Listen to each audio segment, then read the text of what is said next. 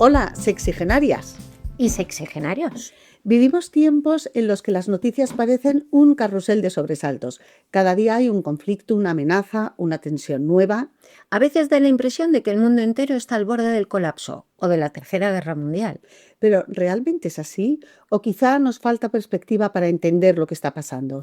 De eso queremos hablar hoy en este nuevo episodio de Sexigenarias, de cómo está el mundo. Y para ello tenemos una invitada muy especial. Para la gente de nuestra generación es una cara muy conocida, porque durante muchos años entró en nuestras vidas a través de la televisión con telones de fondo tan icónicos como la Plaza Roja, el Big Ben o la Casa Blanca.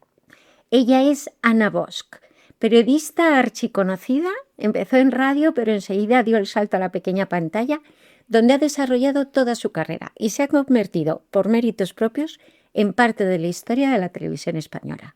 Es coautora del libro Europa soy yo, junto al periodista Pablo Suances, y hace un par de años publicó El año que llegó Putin, la Rusia que acogió y catapultó a un desconocido. Ambos libros son muy recomendables para entender cómo está el mundo. Y ya que nos ponemos a hablar de ella, mencionamos sus prestigiosos premios que ha recibido, como el Premio de Periodismo Salvador de Madariaga, el Premio Ernest Udina a la trayectoria europeísta y el First Amendment Award, que reconoce a las personas que se han comprometido en la defensa y promoción de la libertad de expresión y de prensa. Bienvenida, Ana. 1.000.000 de gracias por atender nuestra invitación. Y gracias por invitarme. Si te parece, vamos a dividir esta conversación en dos partes, porque queremos hablar de cómo está el mundo, por supuesto, pero ya que tenemos aquí, queremos hablar también contigo de tu trayectoria profesional, porque has vivido una época tan interesante y de tantos cambios, y también queremos ver cómo te enfrentas a esta etapa de la vida, a la de ser una sexigenaria. Pero empecemos por el mundo, si te parece. Empecemos. Ana, ¿estamos al borde de la Tercera Guerra Mundial? En cierto sentido estamos ya en una tercera guerra mundial, porque las guerras ya no son lo que eran. Es decir, me explico, las guerras siguen siendo guerras con misiles, con cañones, con fusiles, con trincheras, con primeras líneas, como por desgracia vemos en Ucrania, como por desgracia vemos en Sudán, como por desgracia vemos en Gaza. Pero hay otro tipo de guerra, que es lo que se llama guerra híbrida, que es la guerra que ha surgido y se está desarrollando en nuestro siglo actual, en el XXI, que es una guerra a base de ciberataques, que de repente no funciona el sistema informático de un aeropuerto y se tienen que quedar todos los aviones en tierra, o que de repente imaginemos que hay un gran apagón y se demuestra que ese gran apagón, lo tuvimos aquí en España, no es fortuito, sino que ha sido causado. No digo que lo fuera, digo que es posible hoy en día hacerlo. Y luego estamos viendo en Europa que de repente varios aeropuertos tienen que detener todos los vuelos, el tráfico aéreo, porque hay drones que no se sabe. Los de Polonia se sabe que eran rusos, los de Bruselas y Dinamarca no está claro, pero puede que sean rusos, puede que sea otro país, no se sabe. Es decir, hay muchas maneras de hacer la guerra. La guerra comercial de Trump con sus aranceles es una forma de guerra. Totalmente, no se me había ocurrido pensarlo así. Es decir, de alguna manera estamos en una tercera guerra mundial. Lo que pasa es que no es una tercera guerra mundial en la que caigan misiles y haya muertos en todas partes. Es otro tipo de guerra. Esta es nuestra nueva realidad. Vivimos. Sí. Esta es nuestra, y produce mucho miedo porque así como en las guerras hasta ahora, es eso, no son bombas que caen, o tanques que avanzan, gente que dispara y otro muere, ahora son más invisibles. Incluso las guerras con muertos de los de toda la vida, se están haciendo con drones cada vez más. Lo vemos en Ucrania y en Rusia. Con lo cual, es decir, eso no va tripulado, ahí no hay ninguna persona tripulando eso, se escapa a muchos radares, con lo cual es una guerra más difícil de percibir, ¿no? Si nos entra un virus en los ordenadores y, por ejemplo, se cae todo el sistema de nuestra sanidad pública, puede haber muertos, Ujú. evidentemente, ¿no? O en un apagón puede haber muertos si duran muchas horas, los generadores no sirven para cubrirlo y gente que está dependiendo de máquinas que está enganchada a sistemas de respiración asistida o otro tipo que requiere electricidad, pueden Sí, morir. sí, mil Pero por así casos. decirlo, el avance es menos visual, Sí. es menos tangible, ¿Y por qué incluso crees? menos identificable. ¿Y por qué crees que está pasando esto? Porque la tecnología lo permite y No, no, no, porque no. Me refiero más desde el punto de vista político. ¿A qué punto hemos llegado políticamente con esta polarización tremenda en la que nos estamos peleando desde este otro punto de vista? No una pelea física, como tú dices, sino una pelea mucho más escondida, ¿no? porque las tensiones entre distintas esferas de influencia y por los intereses de cada país no han desaparecido. Entonces, cada gobierno se busca las maneras que le permite la tecnología para avanzar. Por ejemplo, el año pasado estuve en Ucrania y me contaban mandos militares que durante un tiempo ellos llevaban el avance tecnológico. Sus drones desconcertaban a los rusos, pero que la capacidad rusa para ponerse al día, para actualizarse, para reaccionar, dice, son muy buenos en la reacción. Dice, nosotros aparecemos con un arma nueva y ellos enseguida se inventan cómo Y ponerse al día además, y contrarrestarla. tienen muchos más medios. Entonces, por ejemplo, ¿no? Hablando de Rusia, está comprobado que es uno de los principales agentes de desinformación. Entonces, a través de la desinformación se alimenta inestabilidad en otros países. La inestabilidad, pues evidentemente, trae inestabilidad política, tiende a fomentar los movimientos extremistas y eso también es un arma de guerra. Es decir, ya no tenemos que entender las guerras como una cuestión meramente de ganar territorio y causar muertos, sino de poder, de influencia. Y entonces la guerra, esta invisible, por llamarlo así, o no sangrienta, que se está produciendo, es una guerra de manipulación de opiniones públicas y de sabotear sistemas electrónicos y de sabotear, en definitiva, el funcionamiento tranquilo y cotidiano de otra sociedad. A mí me llama la atención que nosotros, especialmente nuestra generación, ha crecido en la mayor época, la más duradera época de paz del mundo. Es verdad que vivíamos en un mundo de bloques, pero nosotros vivíamos en el bueno, donde había unos valores que considerábamos sagrados y que de repente, dentro incluso de nuestro propio bloque, han saltado por los aires. Y eso es especialmente cierto para la Unión Europea. La Unión Europea, y yo no me canso de decirlo, con todos sus defectos, con todas sus precariedades, con todos los recortes públicos que llevamos acumulando esta última década, es un oasis en el mundo, es una excepción.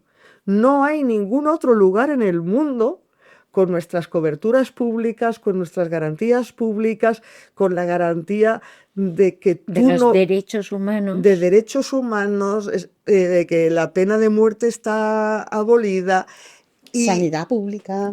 y que tú sabes que en última instancia alguien te va a recoger, por así decirlo. Si te quedas en la cuneta, alguien te va a recoger, aunque sea con mínimos. Somos una excepción, pero somos una excepción y España ha llegado un poquito tarde, pero llegó desde el final de la Segunda Guerra Mundial hasta ahora. Desde la perspectiva de los Estados Unidos, y aquí viene parte de lo que tú decías, desde la perspectiva de los Estados Unidos, ese es un lujo que nos hemos podido permitir los europeos porque la factura de nuestra defensa, la factura de nuestra seguridad la pagaba Estados Unidos. porque ellos eran, como era también ese anuncio de nuestra generación, el primo de Zumosol, que estaba ahí, porque ¿quién se mete con Europa? Ya voy yo, los Estados Unidos. Que está ya la antigua Yugoslavia, en última instancia vienen los Estados Unidos. Sean los Estados Unidos en forma de Estados Unidos o a través de la OTAN, donde los Estados Unidos son la primera potencia, ¿no? Y eso se acaba. El amparo ese incondicional de los Estados Unidos desaparece, entre otras cosas, porque ha desaparecido el peligro del comunismo que significaba, tú hablabas de bloques, el peligro del comunismo que significaba la Unión Soviética. Cuando la Unión Soviética estalla, los Estados Unidos dicen, bueno, ese monstruo del comunismo en el que llevamos aquí desde el final de la Segunda Guerra Mundial, alimentando a los europeos, manteniendo que eso sea un oasis fantástico para que no haya movimientos revolucionarios, para que haya un cierto nivel de vida, pues ya no hace falta invertir tanto porque el peligro ya ha desaparecido. Vamos ahora a ocuparnos de Asia, que ahí eso sí nos da miedo, porque China nos está ganando la carrera tecnológica y la carrera económica. Entonces, claro, en ese desamparo, en ese cambio de piezas en el tablero, Europa se siente desamparada y se produce la paradoja de que si tú te abstraes y miras desde fuera, dices, bueno, pues si esto va de China, Estados Unidos, Rusia, que ya no es la Unión Soviética, pero resulta que está Putin que quiere que Rusia siga siendo un gran elemento, un gran actor internacional, bueno, pues Europa tiene que ser fuerte, porque si no se la comen. Entonces, cuando desde fuera tú, en principio, ves este juego, dice, pues si hay ahí tres grandes o dos grandes y uno que quiere serlo, la Unión Europea tiene que fortalecerse. En cambio, esa inseguridad individual que nos provoca ese desamparo hace que surjan, que crezcan las fuerzas nacionalistas que dicen, uy, esto de Europa me está decepcionando. No, volvamos otra vez a ser estados fuertes. Y entonces crece la ilusión de que una Francia fuerte, de que un Reino Unido fuerte por su cuenta, de que una Alemania suelta por su fuente, va a ser más fuerte que la Unión Europea junta. Lo cual es un grave error. Desde mi punto de vista, sí. Del mío. Desde mi punto de vista, sí, es un error, pero es la situación en la que estamos ahora en todas partes. Ya que has mencionado a Putin y que escribiste un libro sobre él, ¿cómo es este hombre? Me encanta esta taza. Me la llevo porque me encanta. ¿Cómo es este hombre? ¿Y qué explica que lleve 26 años gobernando? Lo explica el momento en que llegó al poder, que es de lo que yo fui testigo, y lo explica luego su política. ¿En qué momento llega al poder Putin? Putin llega al poder en un momento en que Rusia está en un deterioro, en un declive como nación, y que eso repercute también en la psicología de los rusos, en la psicología social. Los que tenéis una cierta edad, recordemos, veníamos de unos años, de una década con Yeltsin, cada vez más enfermo, cada vez más alcoholizado, errático, se había convertido en el hazmerreír del mundo. Cada vez que iba a un acto público, a una cumbre mundial, resulta que el líder de Rusia, en lugar de infundir respeto, provocaba risas. Porque era un payaso, sí. Porque era un payaso, borracho. Efectivamente, se convirtió en un payaso. Y entonces en estas llega un líder fuerte, físicamente fuerte, porque era joven, tenía pues 40, 50 años, llega un político joven y entonces, y además les dice... En Rusia había hecho default, o sea, había incurrido en impagos del Fondo Monetario y del Banco Mundial, es decir, era una economía subsidiada por Occidente, que era como el anatema, ¿no? O sea, pasas... Sí. Y entonces los rusos están en ese momento con ese trauma nacional interiorizado individualmente de decir, hemos pasado de ser uno de los dos grandes actores, el mundo se dividía en dos, el mundo que controlaban los Estados Unidos y el mundo que controlábamos nosotros, la Unión Soviética, que es fundamentalmente Rusia, a vivir de la caridad del malo, de vivir de la caridad de las organizaciones capitalistas y a que nos traten como a parias, como a cualquier país, cuando nosotros no, nosotros somos Rusia, nosotros no somos un país cualquiera. Entonces Putin sabe sintonizar con esa depresión nacional, les promete que volverá a hacer de Rusia un país poderoso, un país al que se escuche en la escena mundial y que va a restablecer el orden, porque todo eso era también una década de corrupción, de esos llamados oligarcas, esos millonarios que se hicieron con la principal riqueza del país, que son pues el petróleo, el gas, los minerales, toda la riqueza natural que tiene Rusia, y robaron a expuertas mientras que el pueblo seguía subsistiendo y muriéndose de hambre. Entonces había una élite de multimillonarios y luego una gran masa pues que seguía viviendo poco menos que en la miseria. Entonces él sabe conectar con eso. Y acordaos, esa campaña a principios de los 2000, él con pecho descubierto, pescando en aguas bravas, cazando a un oso, montando a caballo, pilotando un avión de guerra. Es decir, llega el hombre fuerte. Después de la decrepitud de Yeltsin, borracho, llego yo fuerte, y se van a enterar. Y tiene la gran suerte, la inmensa suerte, de que eso coincide con una subida del precio del petróleo en el mercado internacional. Con lo cual empiezan a entrar dólares y dólares y dólares en Rusia, que por mucho que sigan robando, queda para el Estado. Y entonces hay una subida del poder adquisitivo y empieza a haber por primera vez una clase media. Lo de ir de vacaciones al Mediterráneo ya no es un lujo de los multimillonarios. Ya hay una clase media, sobre todo en Moscú y en San Petersburgo, que son las dos grandes capitales, que pueden venir, por ejemplo, a España. Y entonces de repente el Mediterráneo se llena de complejos turísticos dedicados fundamentalmente, y tiendas dedicadas fundamentalmente a los turistas rusos. Y entonces ahí se establece un pacto que a mí me recuerda un poco al tardofranquismo, ¿no? Que es aquello de, bueno, tú puedes tener tus 600, puedes alquilar un apartamento en la playa un par de semanitas, tal, a cambio no te quejas. O sea, tu nivel de vida ha subido, pero a cambio tú no te quejas. Pero yo creo que había una diferencia, y es que Putin lo hace no desde la conciliación, en plan Gorbachev, sino como desde el miedo, ¿no? Al principio no, o sea, el primer Putin no tanto, pero entonces cuando él empieza a ver un movimiento de contestación, cuando empieza a haber prensa crítica, cuando empieza a haber manifestaciones, entonces es cuando dice, no, esto se tiene que acabar. Esto se tiene que acabar, y entonces es cuando empieza una labor constante, progresiva, de cercenar la libertad de expresión. De manera, y se llega al punto en que está ahora, que cualquiera, por salir a la calle, se ha dado el caso de alguien que salga con una pancarta en blanco, lo detienen.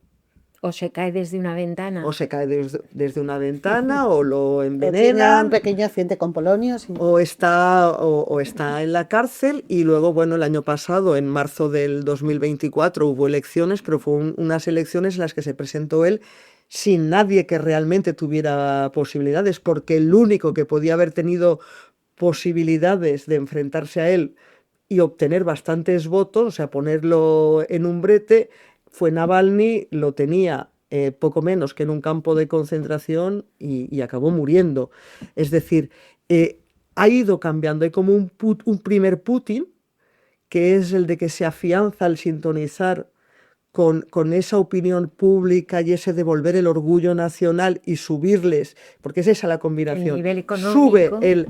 Sube el nivel económico, el estatus en general, sobre todo en las ciudades, en las zonas urbanas, y al mismo tiempo se hace fuerte, saca pecho en la escena internacional, con lo cual les devuelve orgullo.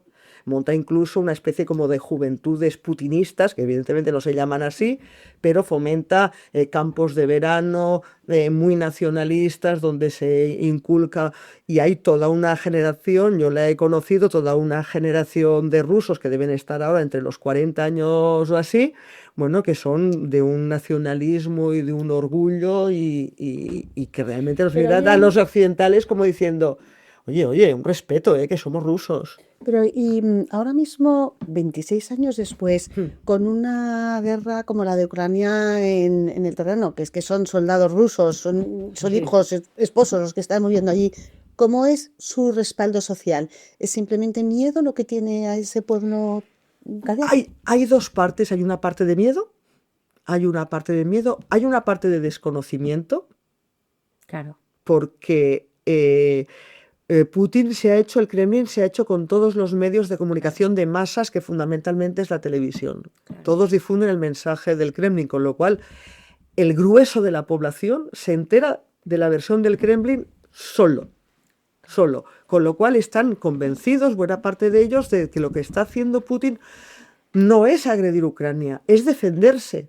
Porque recordemos que la tesis, la versión oficial de Putin, perdón, es que estoy resfriada, de Putin y del Kremlin es que Occidente, es decir, nosotros, hemos atacado a Rusia, porque hemos llevado la OTAN hasta las fronteras de Rusia, porque le hemos prometido a Ucrania que entraría en la Unión Europea y que a lo mejor también entra en la OTAN, y así nosotros hemos atacado. Hemos sido Occidente y Ucrania, y hemos usado a Ucrania para atacar, para encerrar, o sea, cerrar un cerco en torno a Rusia. Y él lo que está haciendo es defender a los rusos.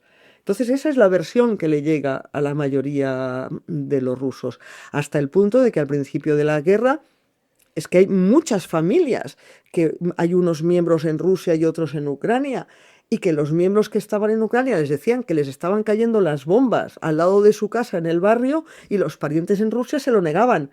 No, pues deben ser los ucranianos que os están bombardeando y dicen que son rusos, porque nosotros lo único que hacemos es defendernos.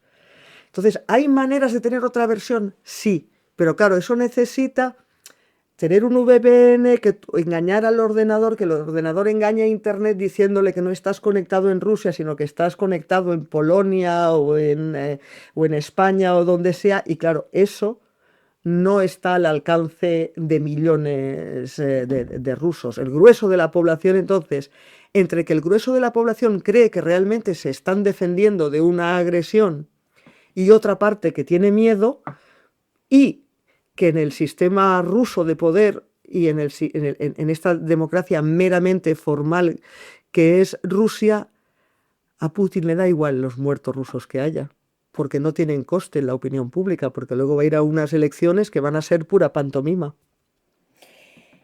Ya que hemos hablado de bloques, vámonos al bloque contrario, tú que también le conoces muy bien. Nos llama mucho la atención todo el tema Trump con su segundo mandato ya después, o sea, que no es que no le conociéramos, es que ya sabíamos de qué iba, incluso se ha mejorado él a sí mismo, Exacto. ¿no? Sí. Nos deja a todos un poco preocupados, sobre todo porque ha creado una polarización bestial en Estados Unidos, donde la mitad de la población le odia, la otra mitad le adora, pero al final no pasa más. No pasa más de momento, porque no nos olvidemos de que cuando él tenía que dejar el poder la primera vez, en enero del 2021, aunque él lo niegue, alentó una rebelión violenta, un asalto violento nada más y nada menos que al Congreso Federal, que es la sede de la soberanía popular, para impedir que se certificara el resultado electoral, que no era otro que la victoria de Joe Biden y la derrota de Donald Trump. Entonces, Donald Trump ha llegado al extremo de ir contra el principal pilar de la democracia, que es respetar el resultado electoral y respetar el traspaso, la alternancia pacífica del poder.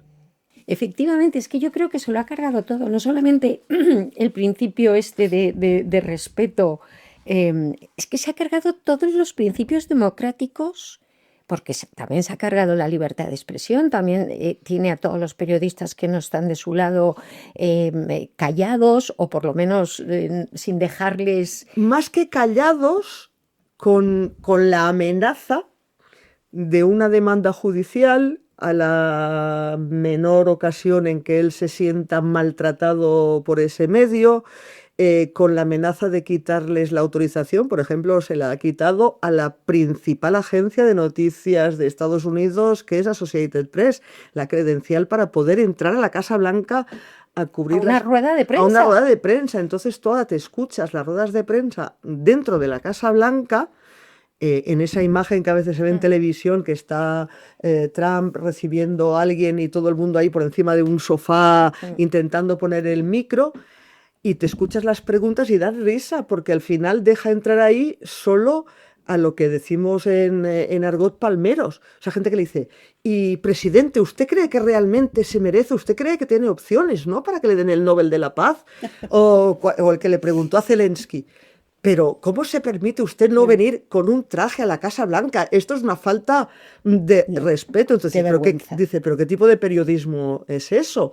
Entonces, muchas veces tú te escuchas las preguntas y dices, eso no son preguntas, estos son gente que viene aquí a alabar a mayor gloria del presidente. Pero y encima se permite el lujo de hacer todos los negocios del mundo, de forrarse desde su posición, con un desparpajo y un descaro que llaman mucho la atención. Es decir, está perdiendo esos valores que eran intrínsecos. Lo fundamental es que, igual que el principio de respetar las urnas, el resultado de las urnas, y facilitar la transición pacífica de poder, la alternancia de poder, la democracia americana de los Estados Unidos se basa en lo que ellos llaman los checks and balances, es decir, los controles y equilibrios, ¿no?, los contrapoderes. Y es que están los tres poderes, el ejecutivo, el legislativo y el judicial, completamente independientes, y con la misión de uno controlar a los otros dos, porque la idea de quienes redactaron la Constitución a finales del siglo XVIII, cuando se independizaron del Imperio Británico, fue que no vuelva a haber un rey absolutista, que aquí nadie pueda hacer lo que le dé la gana por muchos votos que haya conseguido, y siempre haya contrapoderes, ¿no? Evitar cambios drásticos. ¿Qué pasa? Ya en la primera legislatura, Donald Trump se encargó, nombrando a 3 jueces del Tribunal Supremo, que son cargos vitalicios. En estos momentos el Tribunal Supremo, que es la máxima instancia, son 6 conservadores a 3 liberales. Con lo cual, la mayoría de sentencias son a favor de Trump. Luego, no solo eso, sino que cada vez que un juez ha detenido la ejecución de alguno de esos decretos que firma Donald Trump porque considera que se saltan la ley, que son anticonstitucionales, sale el gobierno Trump diciendo quién es un juez para frenar la acción, lo que decide el presidente. Es decir, estás negando el propio principio del Poder Judicial como garante del sistema legal.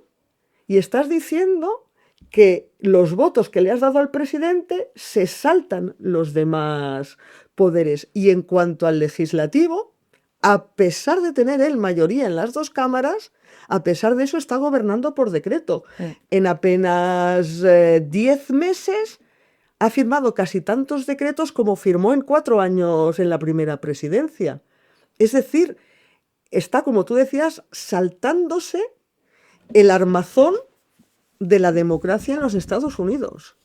Es que habrá que ver cómo se vuelve luego a dar marcha atrás y a colocar las cosas en lo que dábamos por sentado que era lo normal, y va a ser que ahora no es tan normal. Y luego, en la segunda presidencia, a diferencia de la primera, hay un factor que lo hace todavía más grave, y es la claudicación desde el principio de otros contrapoderes, que son las grandes corporaciones, las grandes tecnológicas, para empezar, Google, Facebook, Amazon, todos estos millonarios también que se han plegado a la Ahora voluntad son palmeros. de Trump y de grandes corporaciones como son, por ejemplo, las que hay detrás de las principales cadenas de televisión.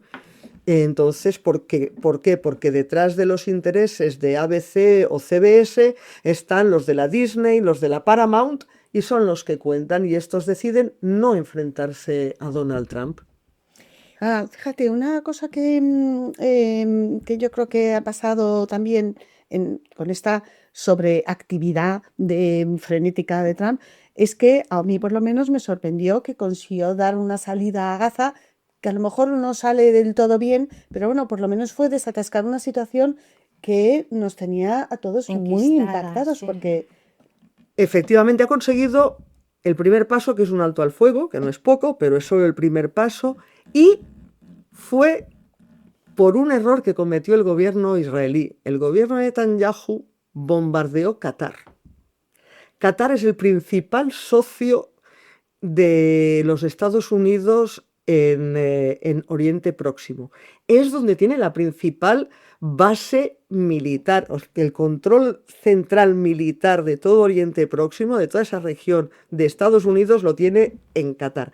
Y además es un sitio en el que él, y ahí voy a una cosa que decías tú, él y su familia, su yerno, tienen negocios. Entonces, cuando Israel le da por bombardear Qatar, claro, Washington dice, hombre, hasta ahí. Netanyahu tienes carta blanca, pero no hasta bombardear nuestros intereses. Y fue ese error de Israel lo que llevó a Trump a apretar, por así decirle, las tuercas a Netanyahu hasta el punto de que montó allí en el salón oval, en el despacho oval de la Casa Blanca, montó esa escena en la que hizo llamar a Netanyahu y Trump le sostenía el teléfono con un teléfono de esos de cable y le hace llamar a Qatar a pedir disculpas por el bombardeo. Sí. Hasta ese punto. No sé si Israel no hubiese cometido ese error, no sé si habría Trump pasado? habría dado ese ¿Cómo paso. crees que va a terminar esta historia? La de Gaza. Es muy difícil. Es muy difícil porque en última instancia estamos hablando de que Israel acepte alguna forma algo que se parezca a un Estado palestino. Y en estos momentos el gobierno israelí, que es el gobierno más radical de la existencia del país desde 1948, no quiere, bajo ningún concepto, que haya algo que si no se llama Estado palestino, pero que sea realmente un ente político mínimamente autónomo palestino, no lo quiere. Sin Entonces, embargo, cada vez más yo creo, a lo mejor estoy equivocada, el pueblo israelí está más en contra de continuar con este conflicto, ¿no? O por lo menos cada vez hay más voces judías levantando que antes no había, ¿eh? hay una oposición judía, es decir, tanto en Estados Unidos, que es el principal padrino, y sin Estados Unidos el Estado de Israel probablemente habría desaparecido, se lo habrían comido los árabes, tanto en la comunidad judía de los Estados Unidos, importantísima políticamente, como en Israel, hay disensiones, hay críticas a la actual política, hay quien pide, y Netanyahu es muy impopular, Netanyahu, pero al mismo tiempo también es cierto que la mayoría de los israelíes, en los atentados atroces del 7 de octubre que perpetró Hamas, fueron un antes y un después. Es decir, muchos judíos que abogaban por entenderse con los palestinos tiraron la toalla ese día, porque entre los asesinados por Hamas también había activistas por la conciliación y pacifistas judíos. De alguna manera Hamas acabó con la inocencia, por así decirlo, de esos israelíes de buena fe que querían el entendimiento. Es decir, quieren que se detenga esto, pero al mismo tiempo no tienen claro si se pueden volver a fiarse de los palestinos. Les ha quedado esa desconfianza y ese fue un efecto que tiene que asumir Hamás y del que tienen que ser conscientes los palestinos. Eso va en la cuenta de Hamás, que dinamitaron esos puentes que había en la sociedad israelí. Que fue un movimiento calculado, o sea, me refiero que contaban con eso y contaban con la reacción agresiva y bestial o sea, era todo parte de un programa. ¿Veremos en Gaza el resort ese que quería Trump? No lo sé. No lo sé. No Sin tengo, palestinos. no tengo bola de cristal. Últimamente Trump ya no lo ha vuelto a decir. Gracias a Dios. Ya no lo ha vuelto a decir. Oye, Ana, vamos a meter en la conversación al tercero en discordia, China. China, nosotros hemos visto un cambio reciente en el protagonismo y el papel que ha pasado de ser un buen copiador a estar liderando la revolución tecnológica del mundo. Total, que los contrapesos estos han cambiado mucho. ¿Cómo crees que pasa? China, todos los que saben de esto mucho más que yo dicen que el siglo XXI será o es o sea, si hasta ahora era el que tenía el mejor ejército, era la principal potencia. Dice, no, a partir de ahora la principal potencia es la que tiene la mejor tecnología. Y esta es la pelea a muerte que se está librando. Es la pelea tecnológica, la carrera tecnológica, comparable a aquella guerra de las galaxias que vivimos en los años 80 con Reagan en la Casa Blanca. Es la guerra tecnológica en quién va por delante. Y en muchas cosas China va por delante. Y en otras va Estados Unidos. Y hay un momento de roce que hace poco hemos visto escenificado en la cumbre que hubo entre Trump y Xi Jinping en Corea del Sur, es que para esa carrera uno depende del otro, porque los Estados Unidos dependen de lo que se llaman esas materias raras, metales raros, de los que Europa y Estados Unidos carecemos, pero el subsuelo chino y el ruso tienen, y a su vez China necesita de la tecnología de semiconductores que tiene Estados Unidos. Entonces es una carrera en la que los dos intentan adelantar al otro, pero los dos además necesitan cosas del otro, importaciones del otro, para seguir en la carrera. Pero esa es realmente la carrera. Esa y el poder económico, que el poder económico en parte también se debe a eso, está vinculado a eso. Y esa es la carrera que se está jugando en el siglo XXI, es una carrera entre China y Estados Unidos, y es fundamentalmente por la tecnología. Volvamos al cuarto, venga, ya hemos tocado a 3, vamos a Europa. ¿Tú estuviste cuando el Brexit? Yo he seguido el Brexit muy de cerca. Yo tengo una opinión corroborada por una sentencia que he leído hace poco del TJUE. Y es que el Brexit fue muy manipulado. La votación del Brexit en la población inglesa fue muy, muy manipulado. Una semana antes del voto había 300.000 votos a favor y una semana después 300.000 en contra. O sea, de repente hubo 300.000 votos ahí que dilucidaron el resultado. ¿De verdad fue así? ¿De verdad querían irse? ¿De verdad están felices de haberse ido?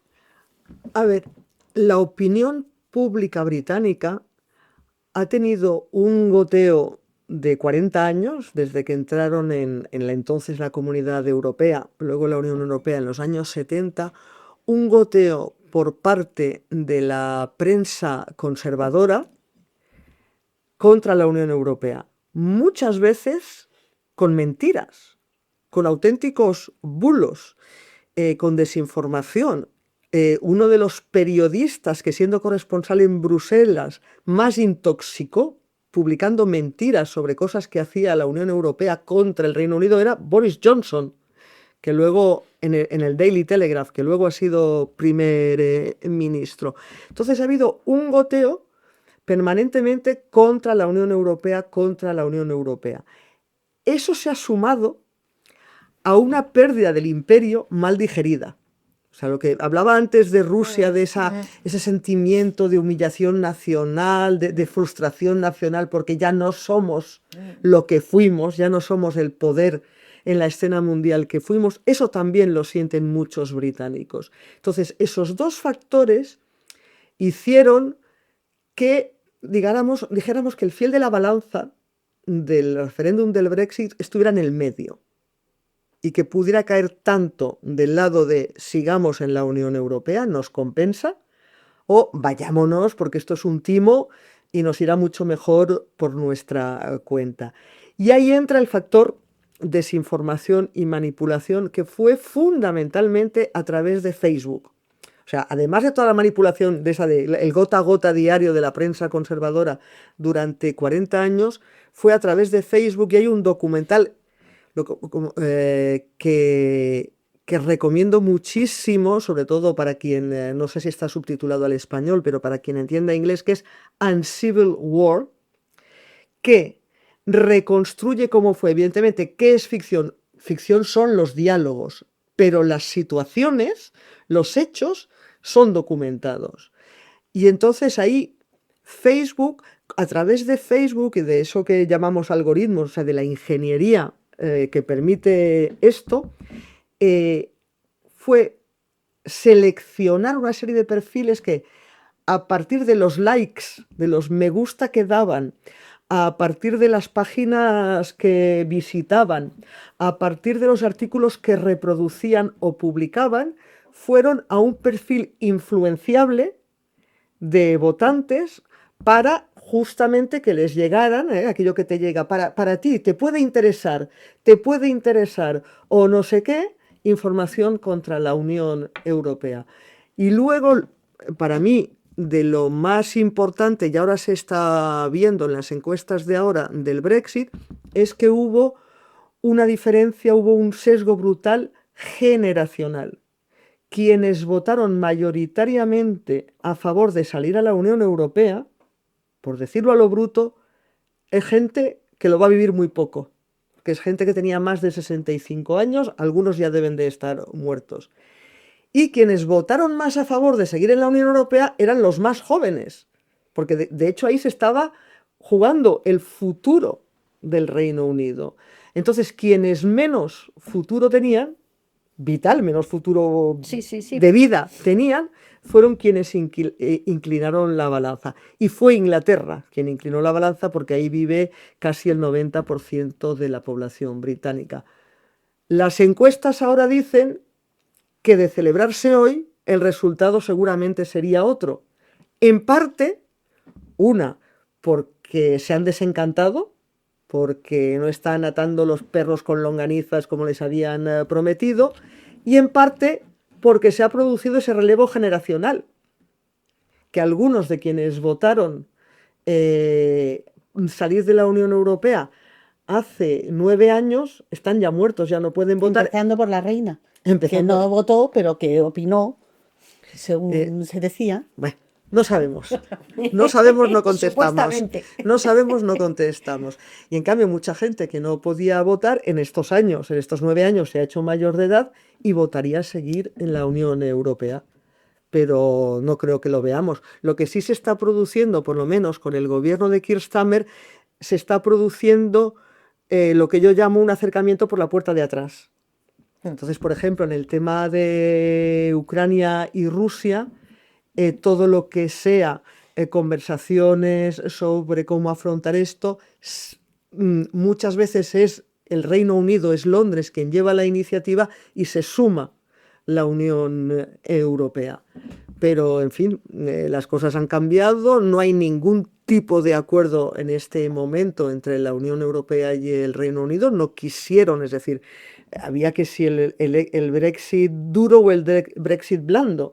Blando sería pues que tuvieran un estatus como tiene Noruega o como tiene Andorra o como tiene Suiza, que no están en la Unión Europea, pero por ejemplo si están en el mercado único, si están en la unión fronteriza, ¿no? Con lo cual, bueno, pues hay una serie de aranceles que no se pagan y hay una facilidad de tránsito de personas y tal. No quisieron nada de eso. Entonces, si cualquiera de nosotras, de ustedes, quiere ir al Reino Unido, pues tiene que hacer como con Estados Unidos. Se tiene que dar de alta en una página del Ministerio de Exteriores y pagar una cuota para poder entrar en el Reino Unido, cuando antes cogíamos un avión o el tren en París o en Bruselas y nos plantábamos allí con el pasaporte, pero sin tener que hacer ningún trámite especial ni pagar ningún impuesto especial. Parece increíble para nuestra generación que vivimos en primera persona lo que fue el ingreso en la Unión Europea, que nos colocó de pronto en el primer mundo a todos los niveles, incluso de valores, el económico, sí. un montón de cosas. Y entonces nosotros dábamos por sentado el sentimiento proeuropeísta y de repente el mundo se ha vuelto ese nacionalismo que comentabas, que, oh, por Dios, es que estamos retrocediendo un siglo en ese sentimiento. O sea, Sí, yo creo que nuestra generación y la inmediatamente anterior es la que en estos momentos estamos moralmente más afectados, porque nuestra vida, nuestra trayectoria vital, de Nuestros la valores. infancia a la adolescencia, a la edad adulta, a la edad madura, ha coincidido con un momento, y sobre todo desde la perspectiva española, sales de una dictadura, empiezas vas con una transición, luego una democracia muy joven, una democracia que se va asentando, en paralelo, lo que tú decías, entras en el club de los mayores, en el club del primer mundo, ya somos europeos, era la frase que repetíamos en el 86, ya somos europeos, y todo como que, y luego caen las fronteras con Schengen, y ya no me piden el pasaporte para entrar en Francia, no tenemos que parar cuando vamos por la autopista, todo va avanzando, y de repente ahora, puertas al campo. Va en retroceso, el Reino Unido sale, todo el mundo quiere volver a poner controles fronterizos, y entonces, claro, nuestra generación y la inmediatamente anterior lo vivimos como un trauma personal, porque decimos, no, pero si esto iba de ir a más. Pues además, claro, y ahora de repente vas a menos cuando tu cuerpo también va a menos. Y entonces dices, ¿Qué hacemos retrocediendo es totalmente? un combo completo, ¿no? ¿Tú crees que hay esperanza? La esperanza dicen que es lo último que se pierde, pero yo creo que el futuro inmediato es difícil. Quienes hemos creído y seguimos creyendo, a pesar de todo, en la democracia, que eso también se cuestiona, ojo, eso también se está cuestionando. O sea, las encuestas que se están haciendo en todas partes, empezando por España, en que, bueno, una dictadura puede no ser tan mala, son muy alarmantes, porque además quienes lo dicen son gente Muy joven. joven. una cosa que ha salido en la conversación que a mí me parece interesante, y ya cerramos un poco este bloque que estamos deseando hablar de tu vida, has hecho hincapié a Facebook y en general a las redes sociales. Eso ha cambiado tanto en el mundo del periodismo. Hemos ganado en inmediatez, porque ahora cualquier cosa que ocurre te enteras de esto, y el acceso a la información se ha masificado. Pero esto, en vez de ser todo lo bueno que suena, de repente se ha convertido en una fuente de desinformación, De manipulación. o sea, A ver, esto que estamos haciendo, una, es periodismo y dos, es redes sociales. Sí. Es decirte que lo mismo sirve para hacer algo positivo y bueno, Sí. como lo que estamos haciendo nosotras tres, cuatro, contando con Miguel, que es el que está a los mandos de la técnica, o puede ser para intoxicar.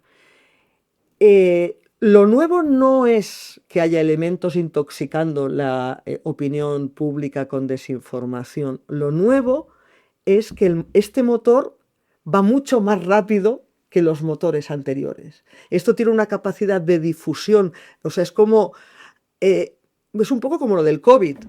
Es decir, un catarro, pues a lo mejor yo os lo pego el catarro que tengo o no, pero si no bebéis de mi taza y tal. Pero si yo tuviera COVID, ya os lo habría pasado probablemente a los tres, que fue lo aterrador del COVID, que era respirar, estar en el mismo ambiente. O sea, no hacía falta besarse, compartir una taza, compartir una cuchara, no, con estar en el mismo, compartir el mismo aire. Y entonces esto es lo mismo, la capacidad de expansión con las redes sociales se ha multiplicado por 1000 o por un millón, mucho más.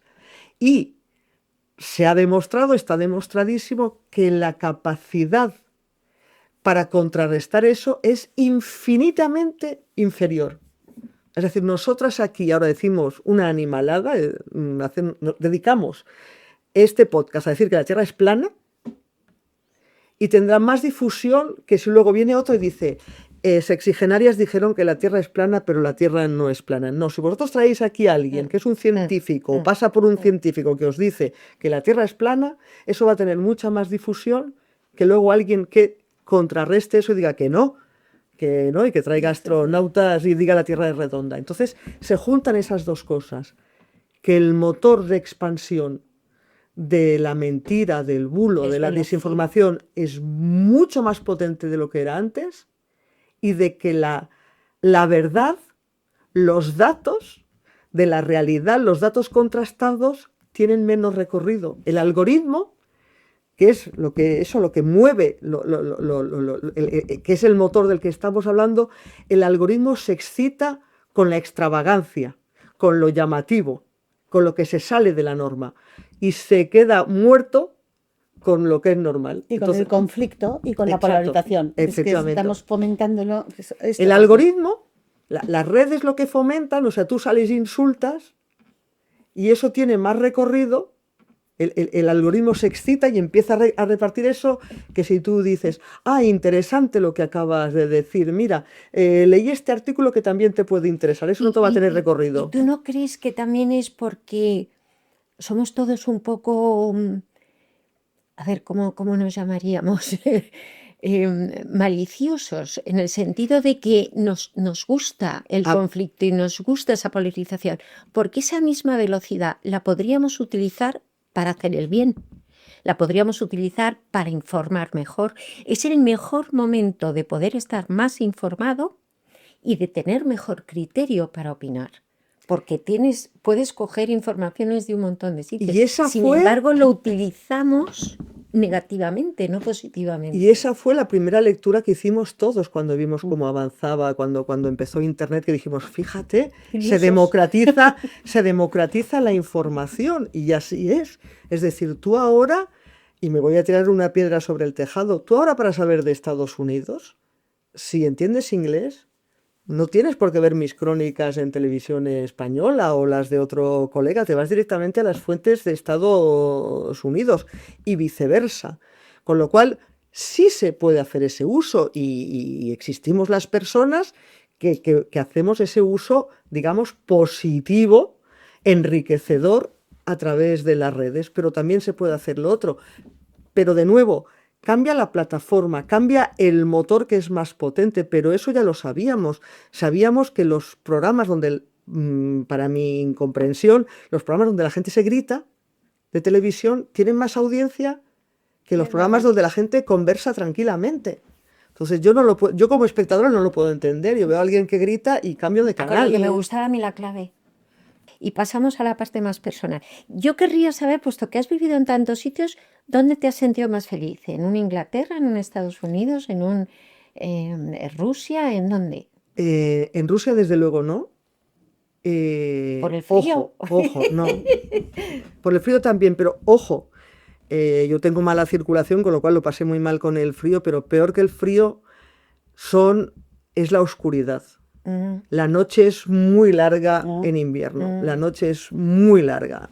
Eso de tomarte el café de la comida, que seguíamos comiendo horas españolas, el café de la comida de noche, es duro. No, y no soy antirrusa, mantengo mis amistades rusas, hay cosas que me enternecen de Rusia, pero es un país en el que no te puedes sentir seguro, en el que nunca sabes por dónde te pueden venir. Y es un país en el que, siempre digo, es interesantísimo, recomiendo a todo el mundo que si tiene oportunidad de vivir en él o de viajar a él de turismo, que lo haga, pero con un billete de vuelta. El país que yo más he disfrutado y donde yo más he disfrutado, lo he disfrutado, pero tengo que ser consciente que yo viví una situación muy peculiar, que fue... Yo viví en Estados Unidos y disfruté de lo mejor de lo que llaman la American Way of Life, la vida a la americana, y lo mejor de la sociedad europea. Es decir, yo pude vivir los Estados Unidos, de disfrutar de la naturaleza, de aparcar, aparcar sin maniobra, de conducir casi sin tener que hacer maniobras porque todo es grande, todo es ancho, de las barbacoas de mayo a septiembre, barbacoas los fines de semana en tu jardín si lo tienes o en el de casa de un amigo. O sea, tal.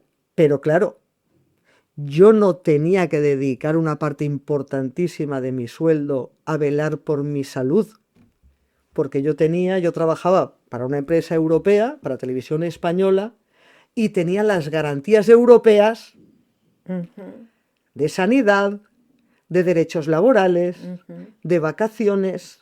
Entonces, claro, yo viví una falacia, yo viví una cosa que nadie vive. Una burbuja. Una burbuja irreal. O sea, yo no viví de verdad en los Estados Unidos, porque si yo hubiese tenido solo 1 o 2 semanas de vacaciones al año, yo hubiese tenido que dedicar 400 o 500 euros de mi salario a pagarme un seguro privado, pues yo hubiese tenido que trabajar todas las horas del mundo sin apenas derechos laborales, probablemente no hubiese disfrutado tanto de la experiencia americana. Entonces, en ese sentido, disfruté más, o sea, se disfrutaría más llevando una vida británica, ¿no? Porque también tiene una sanidad pública, porque también tiene unos derechos laborales y una serie de conquistas sociales que llamamos que no tienen los Estados Unidos. Es decir, yo disfruté mucho los Estados Unidos porque en mi caso era muy peculiar. Yo tenía lo mejor de los dos mundos.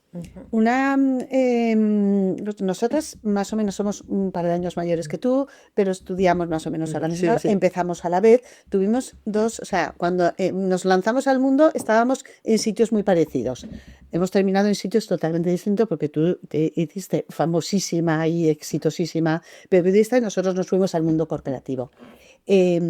En ese mundo del periodismo de entonces, que se parece muy poco al mundo del periodismo ahora, y en el papel que entonces teníamos las mujeres, que a nosotros nos pasó lo mismo en el mundo de la empresa, abríamos caminos que no existían, que fueron nuevos para nosotros y también para nuestros compañeros, que los compartían por primera vez. ¿Cómo recuerdas esa época? No, te lo digo muy fácil. Yo tuve la suerte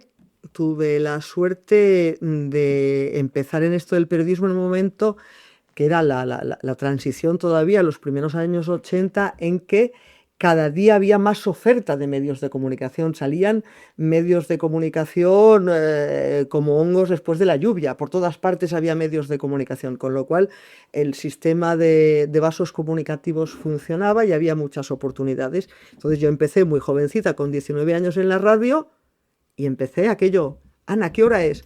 Faltan 3 minutos para las 12 del mediodía. O leer notitas, es decir... Eso era de Radio 80, son las 12 menos 3 minutos. Bueno, porque el informativo era a esa hora, pero todas las radios también daban la hora, 3 minutos. Claro. Entonces, salvo casos excepcionales en ese momento, como era el caso de Encarna, por ejemplo, de Encarna Sánchez, no había estrellas mujeres de la radio. Todas las estrellas eran hombres. Sí. Estaba Gabilondo, estaba Luis del Olmo, José María García. estaba José María García, bueno, todo eran hombres. Y las mujeres éramos comparsas de los hombres. Éramos como una muleta, éramos muletillas, ¿no? Y hay que tú lees esto, ¿no? Tú lees lo otro. Entonces, cuando ya tuve más espacio, era como que entrevistas así más light, que se consideraban más light, entrevistas a cantantes o a no sé qué, bueno, pues esto que lo haga la niña, ¿no? Por así decirlo, las cosas más light, y las cosas de peso, las cosas con solvencia, le hacía el locutor hombre. En los años 80 todavía, por mucho que les pueda parecer rarísimo, si hay jóvenes escuchándonos o simplemente gente que tenga menos de 50 años, todavía la radio en la que yo empecé en los años 80 era de, como decíamos la broma que hacíamos, niña, da la hora, ¿no? Niña, ¿qué hora es? Estábamos ahí para dar la hora y dar paso a cosas menores.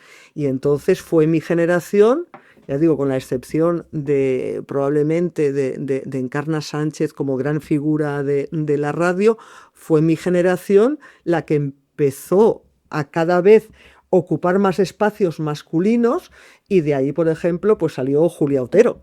Pero una Julia Otero, no había una Julia Otero en los años 80, tenemos a Pepa Fernández, tenemos a Àngels Barceló, o sea, tenemos a un montón de gente en la radio que son mujeres y que llevan programas que forman parte de la columna vertebral, Y en de la la radio. televisión, yo recuerdo cuando Claro. el peso del informativo lo llevaba un hombre. A veces tenía, a veces no, a otra mujer al lado, como para poner la voz femenina. La niña. Pero no era así.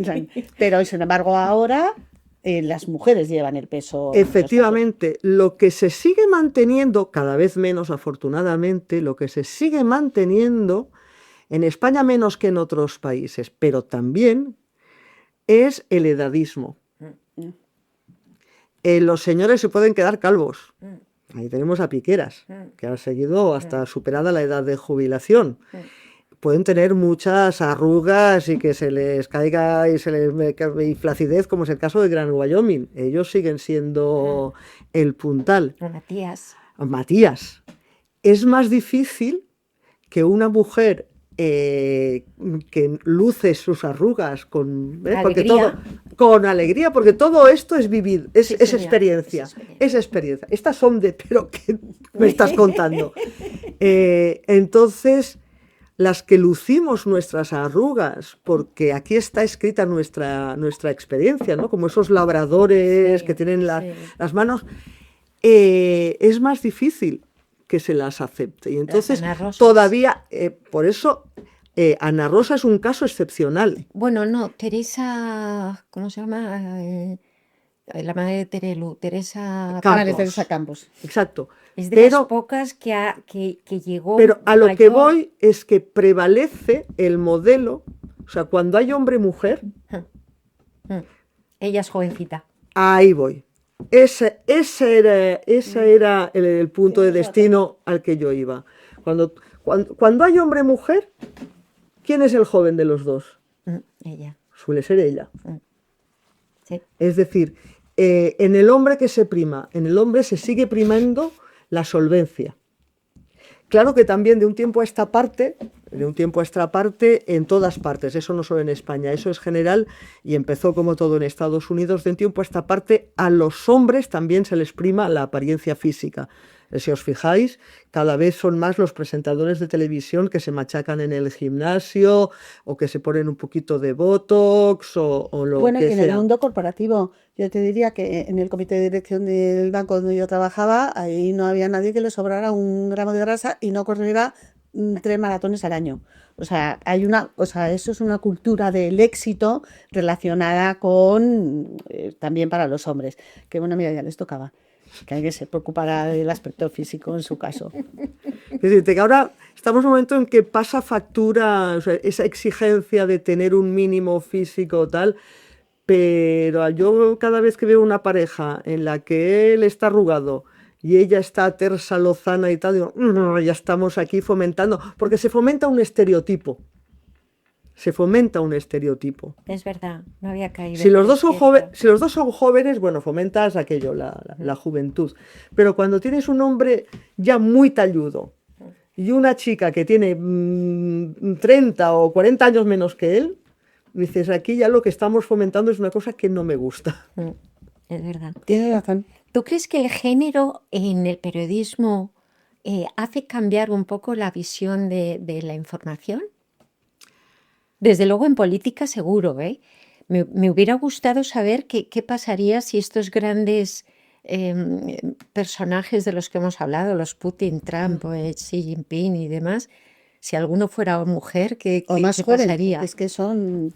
Bueno, en el periodismo yo creo que también el género hace un poco de una perspectiva lo de que el distinta. mundo gobernado por mujeres sería mejor... No lo sé si mejor, distinto. No lo sé, ¿eh? Hemos tenido mujeres ya mandando, Margaret Thatcher era mujer, Golda Meir era mujer... Pero eran Angela Merkel, eran prototipos muy masculinizados. Exacto. Quizá porque no teníamos ninguna referencia. Ahí O sea, yo entramos ya en recuerdo- otra cosa y es si hay una concepción propia femenina del poder Exacto. o no. Yo Ahí recuerdo, entramos en otro debate. Claro, yo Eso es para recuerdo otro día. cuando me nombraron directora por primera vez, que debía tener yo 37 años o así, lo primero que hice fue comprarme un traje de chaqueta. Un traje de chaqueta. Perdón. ¿Sabes? O sea, me faltaba la corbata.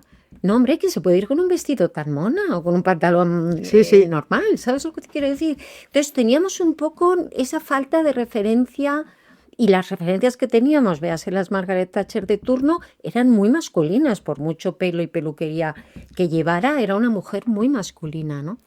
En el periodismo, que es lo que me preguntabas, en el periodismo yo creo que influye, pero para que influya tiene que haber un punto de militancia. Me explico. Yo doy por sentado que, yo qué sé, las guerras, ¿no? Lo más cruento, y en este caso una guerra que a mí, la primera guerra que me pilló así cercana culturalmente, geográficamente, que fue la de la antigua Yugoslavia en los años 90, hace 30 años. Fue una guerra que en algunas cosas fue muy medieval, o sea, se usó, como se usa en todas las guerras, por desgracia, la violación como arma de guerra, la violación de mujeres. Entonces, yo quiero creer que cualquier mujer es especialmente sensible a eso, pero a lo mejor hay mujeres que no lo son, y a lo mejor hay hombres que tienen la sensibilidad de hacer crónicas sobre eso. Pero yo creo que una mujer debería ser, pero no sé si lo es, no tengo la certeza de lo que sea, y entonces una cosa tan simple como hacer una crónica de eso. O sea, ¿y cómo haces la crónica? ¿Desde qué perspectiva haces la crónica de que la violación de mujeres, o sea, si eres serbio de mujeres croatas, o si eres croata de mujeres serbias o de mujeres bosnias, o sea, ¿cómo se hace esa? Hacer la crónica, pero muchas puede no hacerse, porque no lo consideras importante. Consideras que la crónica de guerra es estos avanzan, los otros retroceden, estos van con estas armas, que esta es una forma muy de hazañas bélicas que digo yo, ¿no? De los reporteros de esos aguerridos. Exacto, aguerridos.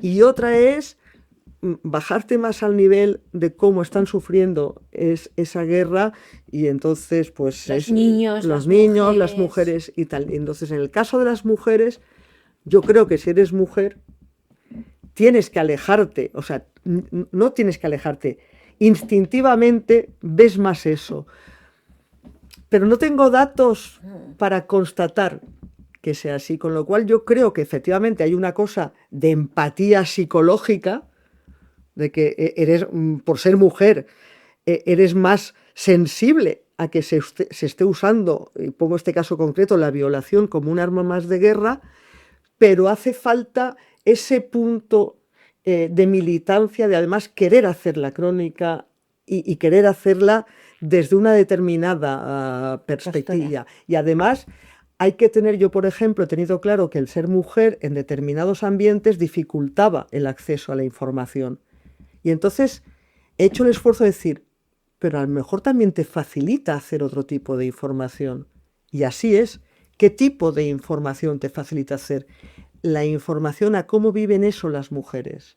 Porque hay culturas en las que es muy difícil, que las mujeres hablen en general, pero sobre todo que las mujeres le hablen a un hombre desconocido, a un periodista desconocido. Dices, bueno, pues a lo mejor yo siendo mujer, aunque sea una mujer desconocida, igual por el hecho de ser mujer, encuentro, me es más fácil ir erosionando esa resistencia y llegar hasta ellas, ¿no? Es decir, establecer esa empatía de ser las dos mujeres y a verse así. A veces funciona y a veces no, ¿no? Pero yo, por ejemplo, me he encontrado, no me preguntes por qué, que el hecho, yo, ahora ya no, claro, con 62 años ya no, pero yo durante mucho tiempo he tenido como una expresión muy de niña, O sea, como parecía más joven de lo que era. Y no sé por qué yo inspiraba confianza a la gente mayor, a lo que solemos decir los abuelos. Y entonces yo me acercaba como periodista a alguien que tenía 70, 80 años y rápidamente me cogían de la mano, me decían, ay, no sé qué, y me empezaban a contar su vida. Dices, yo no creo que a un chico se lo hicieran, yo no creo que a mis colegas que tienen ahora 40 años, porque a mí eso me lo han hecho con 40 y con casi 50 años, yo no creo que a mis colegas hombres. Entonces dices, bueno, pues si por el hecho de ser mujer en determinadas personas ejerces más empatía o más aprovecha eso Claro. y haz ese otro tipo de periodismo, ¿no? Me he encontrado en terremotos de abuelas que se quedan sin nada en la calle, tú la ves que va a un banco, yo me siento al lado y le das conversación y ves que la señora te da conversación y no sé qué y no sé cuántos. Luego ya cuando has entablado conversación le dices, mire, yo además de darle conversación es que soy periodista. ¿Le importaría hablar y contarme lo mismo que me ha contado pero con una cámara y tal? Entonces, bueno, a lo mejor deduzco, ser mujer te puede facilitar hacer el periodismo de otra manera y tienes que descartar el hacerlo siguiendo tu comparación con patrones masculinos, ¿no? Y acercarte a las cosas desde una... Desde tu lado. Es que en cualquier caso, sea lo que hace la integración de la mujer en este campo como en otros muchos, es enriquecerlo, porque estás poniendo una mayor diversidad, con lo cual eso siempre va a ir en mejor repercusión del resultado. O sea, Está claro, y el que no lo tenga claro lo siento, pero está equivocado. Es decir, tú tienes una sociedad. Si tú te diriges a esa sociedad, sea como periodista, sea como político, sea como empresa, que le quieres vender algo a esa sociedad, ya sea un producto tangible o una cuenta corriente, lo que sea, tienes que sintonizar con esa sociedad. En esa sociedad, la mitad son mujeres. Y en nuestras sociedades, además, un porcentaje son gente que no son aborígenes de aquí, que han venido de otros países, que pueden tener otras culturas, que pueden tener otra religión. Si quienes tomas las decisiones es un grupo de hombres blancos cristianos, heterosexuales, pues te estás perdiendo. Claro, estás perdiendo muchas sensibilidades y todo lo haces desde tu óptica. claro. En cambio, si en esa reunión, lo que se llama, ¿no?, la tormenta de cerebros, en el brainstorming ese, tú tienes a una mujer, tú tienes a alguien homosexual, tú tienes a alguien que ha sido inmigrante, tú tienes a alguien de otra cultura y tal, te dirán, uy, es que esto a mi grupo claro, no le va a entrar, a mi grupo mejor que le entréis por ahí. O de repente, oye, ahora se acercan unas fiestas que para nosotros son muy importantes. Ahí igual tendríais negocio, igual ahí tenéis un nicho de clientela. Lo que dice María José, diversidad, que es enriquecedora a todos los efectos. Entonces, es que tienes que saber al público al que vas, y si no te estás restringiendo tú mismo el mercado en el sentido amplio de mercado, mercado electoral, mercado periodístico, mercado empresarial. Ana, ¿por qué te hiciste periodista? ¿Te gustaba contar historias? Sí. ¿Querías entender el mundo? Me hice periodista por una suma de cosas. O sea, yo no es aquello que desde pequeña yo quiero ser periodista, no. Yo desde pequeña, quería viajar. Tenía la obsesión de viajar lo más posible. Para mi generación y mi estatus social, que era clase trabajadora muy baja, el mayor lujo que se podía uno permitir en el mundo era viajar en avión. Mi padre, por trabajo, a veces viajaba en avión y me parecía que era... ¡buah! Que tenía acceso a un mundo de lujo por trabajo, porque de vez en cuando se montaba en un avión. Entonces mi obsesión era viajar, conocer mundo, a ser posible vivir en distintos países, y luego me gustaba mucho escribir y contar cosas. Yo era una niña, aunque no lo parezca ahora y nadie se lo crea, enfermizamente tímida. Y entonces me refugiaba escribiendo. Escribía, entonces me gustaba escribir, me gustaba contar cosas, me gustaba viajar, pues me gustaba, tenía la ansiedad de poder viajar mucho. Y volviendo a la cuestión generacional nuestra, en aquella niña que era yo en los años 70, ¿qué profesiones había para una mujer que le permitieran viajar? Azafata. Bueno, a mí no me ocurría ser corresponsal, porque todos los corresponsales que salían. hombres. Pero claro, no solo había que ser alta, que yo hasta entonces era alta, luego me paré y ya me quedé en normalita, pero al principio era alta. No, una niña del cole me dijo, con gafas no se puede ser azafata. Me mató. ¿Y es verdad? No lo sé, no lo investigué con 8, 10 años, 12 años que yo tenía, no lo investigué, pero me mató. Y entonces, como me gustaba mucho contar cosas y tal, ¿qué profesión era la de para mujeres? Maestra. Entonces, y luego, lo que decíamos, en estas hago el bachillerato, la selectividad tal, y surgen oportunidades, se me abre la posibilidad del periodismo y dije, ahí está. Tal vez por eso, cuando hablan del tipo de periodismo que hago, suelen decir que me esfuerzo mucho en explicar las cosas, en que se entiendan, en que a veces soy muy didáctica. Digo, bueno, pues a lo mejor es esa niña que quería ser maestra, esa niña que tanto le gustaba explicar las cosas, pues esa niña maestra lo ha llevado, esa vocación de ser maestra lo ha llevado al tipo de periodismo que hace. Pues lo haces muy bien, porque eso definía muy bien tus crónicas. Y como la realidad es muy compleja y cuando te pilla lejos es más difícil, la manera en que la acercabas que era muy característico de tus crónicas y las hacía especialmente buenas. Pero es que yo creo que es la base del periodismo. Sí. Es decir, si tú lo que transmites no se entiende, ¿para qué lo ¿Para cuentas? qué lo cuentas? Totalmente de acuerdo. Si no lo entienden, de arriba abajo, si no lo entienden, ¿para qué lo cuentas? Y ahí está tu trabajo. Entonces, me acuerdo. Bajarlo al terreno de quien te está escuchando. Entonces, claro, a veces los periodistas tenemos que contar cosas que son complicadas y que son complicadas incluso de entender para nosotros. Y ahora me voy a echar una florecita, me voy a echar un piropo. Hace pues 30 años, aprox, cuando estaba en la 2 Noticias, a mí me caían todos los tochos de la Unión Europea, que si una nueva normativa, que si ha aprobado no sé qué y tal, y era como de repartir un poco el juego, que es que siempre me tocan estos tochos a mí, y me dijeron, no, es que tú sé que no te vas a poner a escribir hasta que lo hayas entendido. Porque se puede hacer periodismo con copia y pega. O sea, el copia y pega no ha venido con los ordenadores, o sea, el copia y pega es, pues no sé qué, y entonces se pueden hacer crónicas en las que tú pones un par de frases que dice la ley, dice esto, y se no sé qué, no sé cuántos, dices, y alguien te dice, oye, ¿y esto que dice la ley? ¿Qué quiere decir? Ah, no sé, pero no lo dice la ley, yo lo pongo aquí y ya que... Y entonces, bueno, pues eso, dices, a ver, ¿cómo voy a contar algo si yo soy la primera que no lo entiende? ¿Cómo voy a poner yo en una crónica una frase que yo misma no acabo de entender? Pues tendré que entenderla yo primero.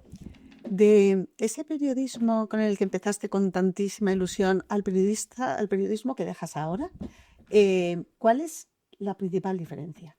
Hombre, aparte de la mecánica, aparte de la tecnología, porque como vosotras, pues yo empecé con una máquina de escribir y papel de carbón, que a lo mejor muchos no sabéis lo que es, por aquello, porque tenía que haber una copia para el técnico de sonido, una copia para el presentador principal, una copia para no sé quién, entonces escribías ahí. F te mandaba Los teletipos, clink, clink, y cuando habían urgentes sonaban clink, clink, y todos corriendo al rinconcito del teletipo para ver qué habrá pasado.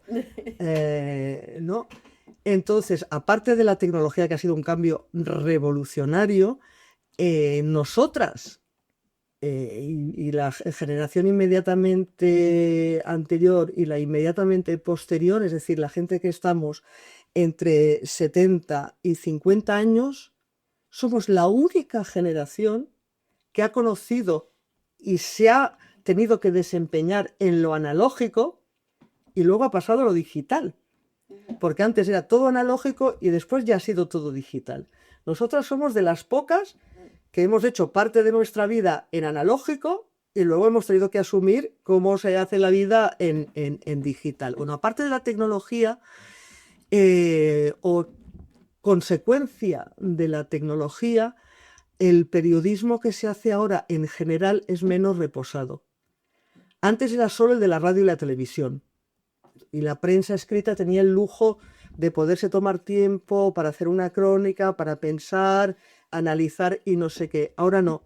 Ahora con la tecnología hemos entrado en el ciclo 24 horas, que es no parar, porque como Internet está funcionando las 24 horas, la información tiene que circular y tiene que refrescarse, actualizarse o parecer que se actualiza constantemente para generar nuevas visualizaciones, Y de ya hecho, sea de televisión, de radio, de prensa, da igual. fíjate, a mí hay algo que me llama mucho la atención y es que a mí me gustan mucho los telediarios, supongo que por de formación profesional, y cuando en el de las 3, y procuro cambiar de canal para, sobre todo por tener distintas, pero si veo el mismo a las 3 y a las 9, como me cuenten lo mismo, no sabes el cabreo que me agarro. Es como, pero hoy no ha pasado nada en toda la tarde, ¿sabes? Y dices, y es verdad, es esa Entonces, falta de... esa, y luego, por la multiplicación de medios que permite la tecnología, el cambio más radical y más dañino para el periodismo y por lo tanto para la sociedad es el abaratamiento. Es decir, hay unas condiciones de trabajo muy precarias. ínfimas. Yo no cobro un sueldazo y sé que soy una privilegiada respecto a las generaciones que vienen después. Entonces, ¿eso qué hace? Que las empresas periodísticas, en parte porque muchas de ellas su interés principal no es el periodismo, sino que forman parte de conglomerados que tienen los beneficios, los hacen con otra cosa, y en esto del periodismo quieren gastar poco, van al economicismo. Es decir, si tú aquí, en una mesa y con un ordenador, me puedes publicar 25 notas al día, no voy a consentir que me hagas 20. Ya, lo de un reportaje al día, ni hablar.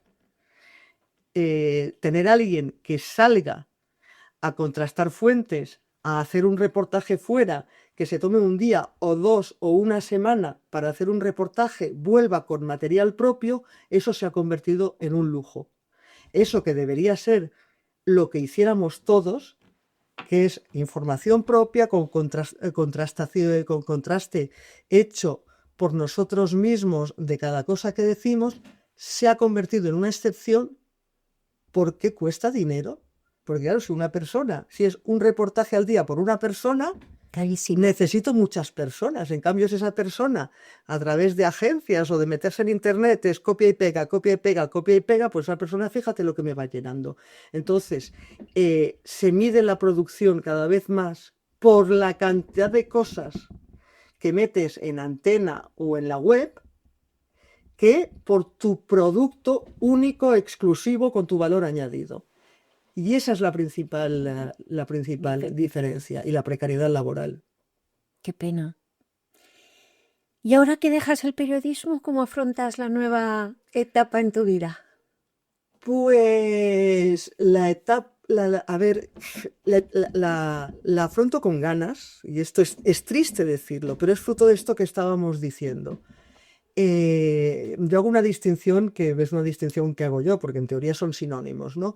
Yo digo que el oficio, lo que es el periodismo, me sigue apasionando, pero me he desencantado de la profesión, que sería el sistema como funciona.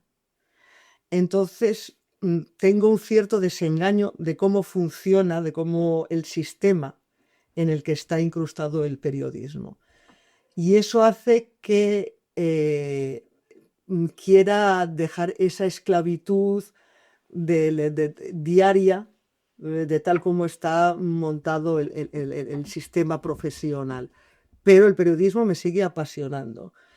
Entonces, y el periodismo, ¿qué es? Pues fundamentalmente es tener curiosidad por las cosas, por querer entender las cosas. Es fundamentalmente eso, es decir, lo de los niños pequeños, ¿no? ¿Y por qué? ¿Y por qué? ¿y por qué? Entonces, ese ¿y por qué? Lo sigo teniendo dentro. Entonces lo enfoco con ganas, no lo enfoco como una etapa de descansar y quedarme mirando las musarañas. Es decir, espero que las universidades que me llaman de vez en cuando para dar una clase me sigan llamando.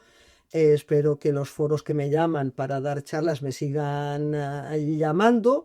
Y tus Y redes sociales, perdona, señora Bot. seguiré las redes sociales, amenazo yo por mi cuenta, yo con esto seguiré Señora dando la Bot. tabarra, seguiré dando la tabarra con esto, me seguiré aunque solo sea por entretenerme, aunque no me dé ni un euro y sea solo por entretenerme, y luego, bueno, pues va a ser el momento para poder hacer muchas cosas que esa obligación cotidiana que tengo con mi empresa me permita ir a conferencias, ver exposiciones en horarios que no tengan que ser el fin de semana y hacer un montón de cosas que ahora no me permite. Es decir, me va a permitir disponer por primera vez De tu tiempo. en mi vida de mi tiempo. Ya verás qué lujo es eso.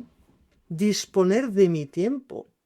Que es que tuve la suerte para unas cosas de empezar muy joven, pero claro, la otra parte es que yo no sé lo que es disponer del tiempo libre, no lo he tenido nunca. Pues créenos a dos exigenarias que bienvenida al club, porque se vive francamente bien, No, se disfruta un montón. ya os lo iré contando. Yo creo que lo más característico de esta etapa, que es la libertad, bueno, luego habrá gente que la aproveche mejor o peor o que no la aproveche en absoluto, pero tenerla es un privilegio que si te pilla como a nosotros, con ganas, con salud, con no sé cuántos, vamos, es No, una fundamentalmente eso. ¿Qué me preocupa de la jubilación? Solo me preocupa, que sería una tremenda faena, no tener salud para disfrutar de ese tiempo mío libre a mi disposición durante tiempo, ¿no? Es decir, si yo me jubilo este verano próximo y resulta que contraigo una enfermedad tremenda No, en no, otoño, no. dices, hombre, no. No, no. Justo cuando me Justo estaba ahora esperando no. tenía el tiempo para disfrutar, no, espérate un poco, enfermedad, ¿no? Eso sería lo peor que me podría, lo peor que me podría pasar. Ana, ha sido un auténtico placer, créenos, de verdad. Yo me he sentido terriblemente identificada contigo. Pues nada, Quizás has encantada. tenido la vida que nos hubiera originalmente gustado tener, Sí, sí, la vida que aunque nosotros no nos soñábamos es la quejamos, que has vivido, sí. aunque no nos quejamos de la que tuvimos, pero la que originalmente soñamos la has tenido tú. Y sobre todo me ha encantado ver el mundo desde tus ojos, ¿no? Exacto, que es mis ojos, ¿eh? Otro tendrá u otra tendrán otra visión, pero que esa es otra cosa. El periodismo lo ejercemos personas. Bueno, ahora también la inteligencia artificial puede hacer crónicas, pero hasta ahora lo hemos hecho personas. Como somos personas, todas tenemos nuestro sesgo, porque todas llevamos la mochila de dónde nacimos, quiénes fueron nuestros padres, qué nos enseñaron nuestros padres, dónde nos criamos. O sea, todos llevamos nuestra mochila y nuestros prejuicios. Con lo cual, decir la verdad, yo te voy a contar la verdad, eso es muy pretencioso. Lo que yo exijo y me exijo a mí misma es ser honesto, ¿no? Es decir, esto es lo que yo he visto, o esto es lo que yo he constatado. O sea, es la verdad, bueno, es que a lo mejor hay cosas que se me escapan, pero lo que yo no perdono en el periodismo es cuando alguien oculta datos porque no le cuadran con lo que quiere contar. Con mala fe. Eso es lo que yo no perdono. Es decir, te puedes equivocar, pero equivócate con honestidad, equivócate porque te faltaban datos, no porque tú tergiversaste unos datos u ocultaste unos porque no te interesaban. Sí, porque te estropeaban el O relato. sea, todos hemos metido la pata y yo la seguiré metiendo, pero que sea por falta de datos, o sea, que metí la pata porque tenía que haber ido a buscar eso y no lo fui a buscar, o porque eso lo tenía que haber contrastado y no lo contrasté suficientemente, o porque no atiné en ver esa otra pata que tenía la noticia. Pero lo que no perdono es cuando se mete la pata voluntariamente. Pues a mí me ha encantado mirar con tus ojos al mundo y solo espero que hayamos podido dar un poquito de paz y de serenidad a este mundo durante esta horita en un mundo tan revuelto que tenemos ahora mismo. Pues nada, yo os agradezco muchísimo la invitación, he estado muy a gusto y nada, muchas gracias a vosotras dos y a Miguel que nos ha puesto aquí 2 cámaras, la iluminación y el sonido todo a disposición. Muchas gracias, Ana, ha sido un placer. Y nosotros nos despedimos ya de nuestros seguidores. Ha sido un placer estar con vosotros en un nuevo podcast y nos vemos en redes sociales. Eso es, hasta el mes que viene. Chao.